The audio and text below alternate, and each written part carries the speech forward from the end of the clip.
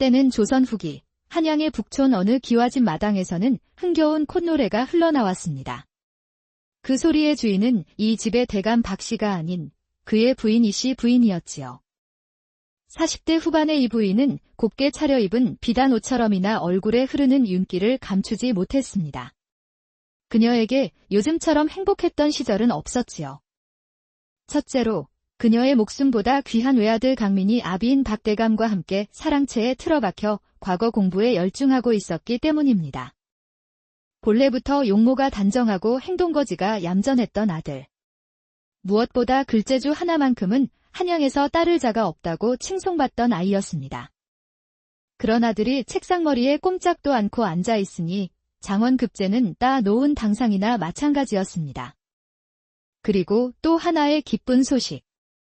바로 한 달 전 남편 박대감의 숙부가 세상을 떠났다는 소식이었습니다. 친척의 죽음은 슬픈 일이지만 평생 장가 한 번 들지 않고 자식 없이 외로이 살다 간 숙부였기에 이야기는 달랐습니다. 구부정한 허리로 평생 모은 막대한 재산이 눈감기 무섭게 조카인 박대감에게 고스란히 넘어왔으니 이 부인은 미소를 감출 수가 없었습니다. 우리 아들은 머리도 좋고 이제 재산까지 넘쳐나는구나. 아비 재산은 곧 자식 재산이니 이 모든 게 우리 강민이 것이 아니고 무엇이겠어? 이제 과거에 급제하기만 하면. 이 부인은 마당이 떠나가라 콧노래를 불렀습니다. 상상만 해도 입이 귀에 걸렸지요. 내 귀한 아들을 누구한테 장가 보낼까? 아이고, 영의정댁 외동딸 정도가 아니면 아까워서 못 주겠네. 이 부인의 입꼬리는 내려올 줄을 몰랐습니다. 밥을 짓다가도, 술을 놓다가도, 심지어 잠자리에 들어서도 행복한 미소를 띠고 있었지요. 하지만 그 완벽했던 행복은 딱 2달 만에 산산조각 나고 말았습니다. 여느 날처럼 부엌에서 구수한 된장국 냄새가 피어오르고 마당에서는 새소리가 평화롭게 들려올 무렵. 박대감 댁의 친모, 화영이 갑자기 헛구역질을 했기 때문입니다. 그 집의 친모 화영은 아직 혼인도 올리지 않은 처녀였습니다. 그것도 그저 그런 처녀가 아니었지요. 몰락하긴 했어도 본래 양반가 교수 출신으로 집안도 제법 탄탄했던 여인이었습니다. 그러나 그녀의 아버지가 큰 병을 얻어 10년이나 고생하다 눈을 감자 집안 살림은 바닥이 났고 가족을 먹여 살리고자 3년 전 이 집에 친모로 들어왔던 것입니다. 그래서일까 바느질 솜씨가 뛰어난 것은 물론이고 양가집 교수답게 행동이 차분하고 박식하기까지 했습니다. 이 부인은 그녀를 친모 이상으로 아끼며 말동무로 삼았지요. 그런데 그렇게 얌전하고 기품 있는 아이가 아이를 가졌다니.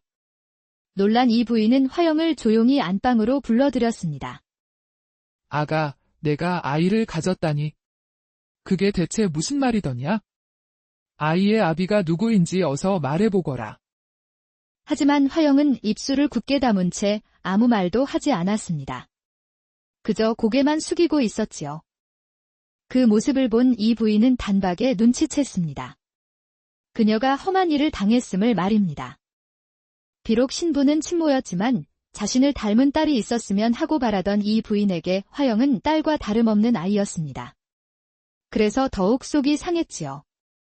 필시 어떤 놈이 내게 손을 댄 모양이로구나. 내 그놈을 절대 가만두지 않을 것이다. 그놈이 대체 누구더냐? 벙어리처럼 가만히 있지만 말고 어서 말을 해보란 말이다. 하지만 이 부인의 호통에도 화영은 여전히 입을 열지 않았습니다. 오직 닭똥 같은 눈물만 뚝뚝 흘릴 뿐이었지요. 그 모습에 저도 눈물이 날 것 같았던 이 부인은 그녀를 부드럽게 타일렀습니다. 너를 탓하려는 것이 아니다. 그저 아랫도리를 함부로 놀린 그 짐승 같은 놈에게 합당한 벌을 내리고자 하는 것이니. 나에게만이라도 말해보거라. 혹 문간방의 문서방이 그랬느냐? 아니면 마구간의 섭이. 설마 행랑아범이 그런 짓을 한 것은 아니겠지? 이 부인은 의심 가는 사내들의 얼굴을 하나씩 떠올리며 짚어내기 시작했습니다. 그러자 조개처럼 꾹 닫혔던 화영의 입이 마침내 열렸습니다. 아닙니다. 문서방도 섭이도 행랑아범도 모두 아닙니다. 그럼 대체 누구란 말이냐? 어떤 놈이 내게 그런 몹쓸 짓을 했단 말이냐? 이 아이의 아버지는 강민 도련님이십니다. 뭐라고? 그 한마디에 이 부인은 정신을 잃고 그 자리에 쓰러졌습니다. 이내 아득하게 들려오는 화영의 목소리에 겨우 눈을 떴지요. 마님, 정신 차리십시오. 정신을 차린 이 부인은 화영의 뺨을 거세게 내리쳤습니다. 그러곤 야차와 같은 얼굴로 소리쳤지요. 이 몹쓸 것. 이 썩어 문드러질 것. 이래서 옛 어른들이 머리 검은 짐승은 함부로 거두는 게 아니라 하셨구나. 내가 예쁘다, 귀하다 해주었더니 감히 내 아들을 걸고 넘어져. 여봐라, 걔 아무도 없느냐. 어서 이것을 광에 가두어라. 이 부인은 그 자리에서 화영을 광에 가두었습니다. 그러고는 사랑방에서 공부하던 아들 강민을 불러와 친모와 동침한 적이 있냐고 물었지요. 어머니, 제가 어머니 뱃속에서 나온 자식인데 어찌 그리도 저를 모르십니까? 제가 어찌 천한 계집과 그런 일을 벌이겠습니까? 그럼 그렇지. 내 아들이 그럴 리가 없지. 바르고 얌전하기만 한 아들 강민은 당연히 그런 일을 한 적이 없다고 딱 잘라 말했습니다. 그렇다면 이제 그녀가 할 일은 단 하나, 아들에게 누명을 씌운 화영을 단단히 혼내주는 것이었지요. 이 부인은 광으로 가자마자 화영의 뺨부터 다시 걷어 올렸습니다. 이 몹쓸 것. 내가 너에게 얼마나 잘해주었는데 배은 망덕도 유분수지. 이 망할 것 같으니라고. 화영은 차가운 바닥에 무릎을 꿇고 꺽꺽 울며 애원했습니다. 마님, 부디 제 말을 한 번만 더 들어주십시오. 저는 결코 거짓을 고하는 것이 아니옵니다. 시끄럽다. 내년에 더러운 말을 내가 왜 들어야 한단 말이냐? 하지만 화영은 떨리는 목소리로 말을 계속 이었습니다. 2달 전, 대감마님의 숙부님께서 돌아가셨을 때의 일이옵니다. 2달 전 숙부의 부고를 받은 박대감 내외는 서둘러 길을 나섰습니다. 장지까지는 무려 30리 길이었고 장례는 9일장이었으니 그 지파인들은 모두 주인을 따라가 수발을 들었지요. 하지만 그 넓은 집에 남은 이가 둘 있었습니다. 하나는 주인 없는 집을 지켜야 할 늙은 행랑아범이었고 또 다른 하나는 장례에 따라갈 일이 없던 친모 화영이었습니다. 오랜만에 찾아온 고요함 속에서 화영은 이른 저녁부터 몸을 뉘었습니다. 유독 비바람이 거세게 몰아치던 그날 밤, 며칠간의 바느질과 부엌일로 몸이 천근만근이었던 그녀는 처마를 때리는 빗소리를 자장가 삼아 깊은 잠에 빠져들었습니다. 그런데 그때 누군가 방문을 다급하게 두드리는 소리가 들려왔지요. 누구십니까? 행랑 어르신이셔요. 놀란 화영은 황급히 몸을 일으켰습니다. 그러자 밖에서 부드러운 목소리가 들려왔습니다. 나다. 어머님께서 상복이 모자란다 하시며 나를 보내셨다. 여기 옷감을 가져왔으니 어서 문을 열고 옷 좀 지어주렴. 갑작스러운 도련님의 등장이었지만 사실 화영은 놀라지 않았습니다. 그것은 그들만의 은밀한 신호였으니까요. 지난 1년간 강민 도련님은 봄날의 나비처럼 그녀의 곁으로 날아들었습니다. 양반집 아가씨에서 천한 친모살이를 하게 된 그녀에게 꽃처럼 다가온 도련님은 꿀보다도 달콤한 존재였지요. 도련님은 옷을 지어달라는 핑계로 매일같이 그녀를 불러내었고 봄날의 꽃밭, 여름날의 냇가, 가을날의 단풍길을 함께 거닐었습니다. 그러던 어느 겨울날 도련님은 이상한 말을 꺼냈습니다. 우리가 이리 만난 지도 벌써 1년이 다 되어 가는구나. 그간 너의 손 한번 잡아본 것이 전부이니 내가 밤마다 얼마나 애가 탔는지 아느냐. 이쯤 되었으니 우리도 하룻밤을 보내도 되지 않겠느냐. 하지만 혼인도 하지 않은 처녀가 사내를 안을 수는 없는 법 화영은 완강히 거절했습니다. 어차피 우리는 혼인할 사이가 아니더냐. 내 과거에 급제만 하면 너를 내 아내로 맞이하겠다고 부모님께 말씀드릴 것이다. 어차피 부부가 될 터인데. 아니 되옵니다. 도련님. 자꾸 이러실 것이면 이만 나가주십시오. 화영의 완강한 태도에 단단히 토라진 도련님은 정말로 밖으로 나가버렸습니다. 그리고 계절이 바뀌도록 단 한 번도 그녀를 찾아오지 않았지요. 그러다 찾아온 봄날, 도련님의 마음도 녹아내렸는지 비 내리는 그날 밤 무려 3달 만에 다시 그녀를 찾아온 것이었습니다. 그간 도련님 생각에 애간장을 태우던 화영은 문 앞에 선 그를 환한 미소로 맞아주었습니다. 도련님, 보고 싶었습니다. 어서 안으로 드시지요. 제가 얼른 옷을 지어 올리겠습니다. 그런데 문을 연 도련님은 손을 거칠게 뻗어 그녀의 입을 틀어막고는 방 안으로 밀어 넣었습니다. 도련님, 그 순간 도련님은 화영의 속적상 고름을 휙 풀어버렸습니다. 이제껏 본 적 없는 난폭한 모습의 화영은 발버둥을 치며 목이 터져라 행랑아범을 불렀습니다. 행랑어르신, 어르신. 하지만 하늘을 가르는 천둥 소리에 그녀의 비명은 묻혀버리고 말았습니다. 간간히 들리는 이상한 소리에 행랑아범이 안채로 들어왔을 때는 이미 누군가 비를 가르며 담을 넘은 후였지요. 아이고, 저게 누구야? 안방에 도둑이라도 들었나? 다급히 안방을 살펴보았지만 방문은 굳게 닫혀 있었습니다. 오직 화영의 방문만이 활짝 열려 있을 뿐이었지요. 마님, 억울합니다. 제발 제 말을 믿어주십시오. 화영은 두 손을 모아 눈물을 흘리며 애원했습니다. 어찌나 서럽게 울었던지 그녀의 발밑은 어느새 눈물로 축축이 젖어 있었습니다. 하지만 이야기를 다 들은 이 부인의 얼굴은 오히려 더욱 돌처럼 단단히 굳어 있었습니다. 여봐라. 광에 햇빛 한 줄기도 들지 않게 창을 모두 막아버려라. 그리고 밥 한 톨, 물 한 방울도 주어서는 아니 될 것이다. 이 부인은 차갑게 명령을 내리고는 문 밖으로 나가버렸습니다. 씩씩거리며 광 밖으로 나온 이 부인은 곧장 자신의 방으로 들어갔습니다. 그녀는 애꿎은 하인에게 화풀이를 하고는 이불을 뒤집어 쓰고 누웠습니다. 됐다, 됐어. 그만 생각하자. 이런 굳은 일은 자는 게 약이지. 그리곤 눈을 감았지만 아무리 잠을 청해보아도 잠은 오지 않았습니다. 오히려 눈을 감을수록 어떤 기억 하나가 선명하게 떠오를 뿐이었지요. 2달 전 숙부의 장례식이 한창이던 날 남편은 상주가 되어 자리를 지키고 있었고 이 부인은 쉴 틈도 없이 바삐 움직이고 있었습니다. 에잉, 누가 장례 음식을 이리 짜게 만들었느냐? 어서 다시 하거라. 아이고, 저기 큰 고모님이 오셨구나. 고모님, 먼 길을 어찌 오셨습니까? 하인들을 부리고 문상객을 맞이하랴.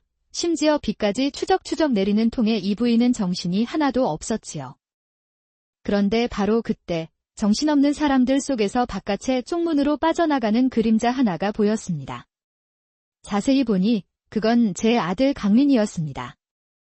그리고 아들의 손에는 길게 접힌 흰 천이 들려 있었지요. 아니, 우리 아들이 저 시간에 어딜 가는 게지? 부인, 이리 좀 와보시오. 하지만 걱정도 잠시 등 뒤에서 남편의 부름이 들렸습니다. 이 부인은 얼른 대답하며 돌아섰지요. 대감. 금방 갑니다. 그렇게 아들의 행방은 곧 그녀의 기억 속에서 잊혔습니다. 하지만 이제야 모든 조각이 맞춰졌습니다. 화영의 말이 전부 사실이었던 것입니다. 다음 날 이 부인은 새벽부터 조용히 집을 나섰습니다. 머리에 얇은 천을 두르고 종 하나 데리지 않고 떠난 길 그녀의 발길이 닿은 곳은 마을 끝, 인적이 드문 곳에 자리한 용한 무당집이었습니다. 아이고, 이걸 어쩌면 좋단 말입니까? 어이구, 우리 대감마님이 또 오셨네. 이번엔 또 무슨 걱정거리인고? 무당은 아무 말 없이 이 부인의 하소연을 모두 들어주었습니다. 그러고는 한참 동안 고민하더니 이내 고개를 끄덕이며 웬 보따리 하나를 건네주었지요. 이게 무엇입니까? 무당은 이 부인의 귀에 대고 무언가 은밀하게 속삭였습니다. 그 말을 모두 들은 이 부인은 그제야 환한 미소를 지었습니다. 한편 화영은 홀몸도 아닌 채로 이 부인의 불호령 때문에 광에서 고초를 겪고 있었습니다. 바람 한 점, 빛 한 줄기 없는 그곳에서 힘겹게 숨만 내쉬고 있었지요. 그런데 갑자기 광문이 활짝 열렸습니다. 그곳엔 이 부인이 서 있었지요. 아가, 내가 미안하구나. 어서 나오너라. 화영은 자신이 꿈을 꾸는 건 아닌가 싶었습니다. 어두운 광 안에서 떨고 있던 자신이 지금은 이 부인의 방 안에서 따뜻한 이불을 덮고 있었으니까요. 심지어 방에는 미역국이 올라간 진수성찬이 차려져 있었습니다. 이 부인은 그녀의 손을 꼭 잡으며 말했지요. 아가, 많이 고팠을 텐데 어서 먹거라. 아이를 가진 몸이 배를 골아서는 안 되지? 마님, 저를 믿어주시는 겁니까? 그럼 내가 널 안 믿으면 누가 믿겠느냐. 내가 지난날 내게 못되게 굴어 참으로 미안하구나. 아가, 너는 이제 홀몸이 아니다. 박씨 집안의 씨를 품은 귀한 몸이니 항상 몸과 마음을 바르게 해야 한다. 알겠느냐? 예, 마님. 화영의 눈에서 뜨거운 눈물이 툭 떨어졌습니다. 마님은 무슨 마님이더냐? 이제부터는 어머님이라 부르거라. 우리 강민이가 과거에 급제하고 나면 정식으로 혼례를 올리자꾸나. 그러니 지금은 입 무겁게 지내야 한다. 괜한 소문이 나면 강민이가 학문에 집중하지 못할 수도 있으니 말이다. 알았지, 아가? 예, 어머님. 그날 이후 화영은 이 부인의 방에서 살다시피 했습니다. 아침이면 부인이 직접 그녀를 깨웠고 점심이면 그녀가 먹고 싶다던 반찬이 어김없이 상에 올랐지요. 우리 아가 많이 먹거라. 내가 건강해야 뱃속아기도 건강하지. 밤이 되면 부인은 직접 안마까지 해주었습니다. 아가, 허리가 아프지는 않더냐? 임산부는 몸이 편해야 하는 법이니 어서 누워보거라. 내가 좀 주물러 주마. 넘치는 사랑을 받으니 화영의 입가에선 미소가 떠나갈 날이 없었습니다. 그러던 어느 날 밤, 이 부인이 콩죽을 가지고 방으로 들어왔습니다. 아가, 어서 먹어라. 임산부에게 콩죽이 그리 좋다더구나. 마침 출출하던 화영은 콩죽을 깨끗이 비웠습니다. 어머님께서 해주셔서 그런지 평소 좋아하지 않던 음식인데도 참 맛있습니다. 그녀는 배를 든든히 채우고 나른하게 잠을 청하려 했습니다. 그런데 갑자기 뱃속에서 천둥소리가 났지요. 갑자기 찾아온 복통의 화영은 허겁지겁 뒷간으로 달려갔습니다. 속을 비워낸 그녀는 다시 방으로 돌아가려 했지요. 그런데 그때였습니다. 어둠 속 그곳에 누군가 서 있었습니다. 풀어헤친 머리와 하얀 소복, 입가에 피를 뚝뚝 흘리며 웃고 있는 한 여인이 화영을 빤히 쳐다보고 있었습니다. 아, 귀신과 눈이 마주친 화영은 그 자리에서 기절하고 말았습니다. 그녀는 하혈을 했고 그렇게 뱃속의 아이를 잃고 말았지요. 그리고 사흘 후 그녀는 조용히 집을 나섰습니다. 박대감 댁에서 멀지 않은 강가에 오직 작은 버선 한 켤레와 낡은 신발만이 남겨져 있을 뿐이었지요. 화영이 세상을 떠났다는 소식에 이 부인은 집이 떠나가라 통곡했습니다. 아이고, 아이고. 불쌍한 것, 이리 허망하게 가버리면 어쩌자는 것이냐. 갑작스러운 화영의 죽음에 하인들 또한 놀라 수군거렸습니다. 그때 이 부인이 하인들 틈에 나타나 말했지요. 자네들, 그거 아는가? 화영이. 배가 불렀던 것을 말일세. 이 부인은 슬픈 얼굴로 화영이 돈을 받고 몰래 사내들을 제 방에 들였다는 거짓 소문을 퍼뜨렸습니다. 제 배에 옳지 못한 시가 든 것을 알고는 그런 선택을 한 게지. 아이고, 이 무슨 끔찍한 일인지. 그날 밤, 마님의 방에서는 여전히 울음소리가 흘러나왔습니다. 하지만 등불에 비친 그녀의 얼굴은 사뭇 달랐지요. 이 부인의 얼굴엔 눈물 한 방울 없이 오직 차가운 미소만이 번지고 있었습니다. 그녀는 장롱 안에서 바구니를 꺼내 화롯불 안에 휙 던져버렸습니다. 바구니 안에 담겨있던 하얀 소복과 붉은 분첩이 불길에 화르륵 타올랐습니다. 그것은 바로 지난날 무당집에서 가져온 것들이었지요. 아들의 앞길에 방해가 되는 애물단지를 치워버리고 싶다고? 아이를 떨어뜨리는 데는 놀래키는 것이 제일 좋은 방법이지. 그로부터 일주일이 흘렀습니다. 박대감 댁 마당에는 다시금 이 부인의 콧노래가 퍼지기 시작했습니다. 모든 것이 제자리로 돌아온 듯 했지요. 그날 밤도 그녀는 콧노래를 흥얼거리다 기분 좋게 잠에 들었습니다. 그런데 어디선가 자지러지는 비명소리가 들려왔습니다. 으아! 이 부인은 깜짝 놀라 벌떡 일어났습니다. 그건 다름 아닌 사랑채에서 들려오는 아들의 비명소리였으니까요. 아들아, 무슨 일이냐? 그녀는 버선발로 마당을 내달렸습니다. 사랑채 아내 아들은 침상 옆에 웅크리고 앉아 있었습니다. 어머니. 밖에 배가 불룩하고 온몸이 물에 젖은 여자가 저를 쳐다보고 있었습니다. 이 부인의 눈빛이 흔들렸습니다. 그것은 죽은 친모 화영의 귀신임이 분명했습니다. 그날 이후 박대감 댁에는 귀신을 쫓는 물건들이 하나둘 붙기 시작했습니다. 문마다 부적이 걸리고 대문 앞엔 붉은 팥이 뿌려졌지요. 하지만 그럼에도 불구하고 귀신은 매일 밤 아들 강민의 사랑채에 나타났습니다. 으아! 어머니, 또입니다. 또 그 물에 젖은 귀신이. 이 소문은 삽시간에 마을 전체로 퍼져나갔습니다. 사람들은 화영의 뱃속 아이 아비가 강민 도련님이었을 것이라 수군거렸지요. 그 무렵부터 강민의 정신은 온전치 않아졌습니다. 그는 대낮에도 벽을 보며 혼잣말을 하고 밤이면 잠도 못 자고 매일같이 울부짖었습니다. 결국 박대감 일가는 그 집을 버리고 쫓기듯 도망쳤습니다. 어스름한 새벽, 박대감 내외와 아들은 한양에서 자취를 감추었지요. 주인이 떠나니 그 집 하인들 또한 뿔뿔이 흩어졌습니다. 하지만 아직 그 집에 남은 이가 둘 있었습니다. 하나는 늙은 행랑아범 황노인이었고 또 하나는 배가 남산만하게 부른 친모 화영이었습니다. 어휴, 이제 이 지긋지긋한 집도 끝이네요. 매일 밤 물을 뒤집어 쓰는 것도 아주 힘들었는데 귀신 흉내 내는 것도 보통 일이 아니었어요. 잘 되었구나. 그나저나 화영아, 저기 안방에 가보거라.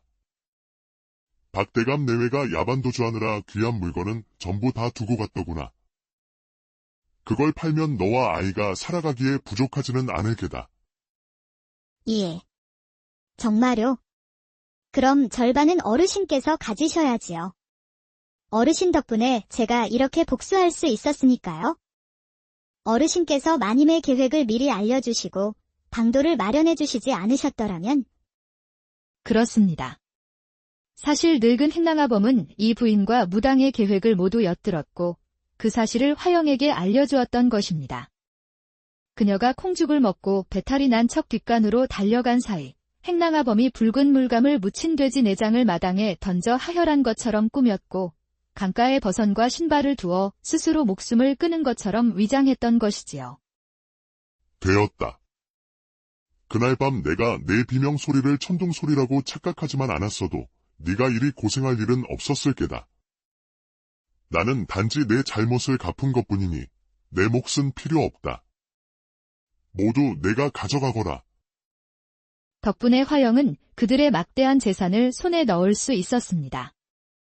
그리고 20년 후 귀신 나온다는 소문 때문에 폐허가 된 그 집에 누군가가 찾아왔습니다. 어머님, 집이 너무 낡았는데 꼭 이 집을 사셔야겠습니까? 그래, 어미는 이 집이 좋다. 내가 이 집에서 너를 낳았으니 말이다. 그들은 바로 과거의 급제한 청년과 그의 어머니, 바로 세월이 흘러 중년이 된 화영이었습니다.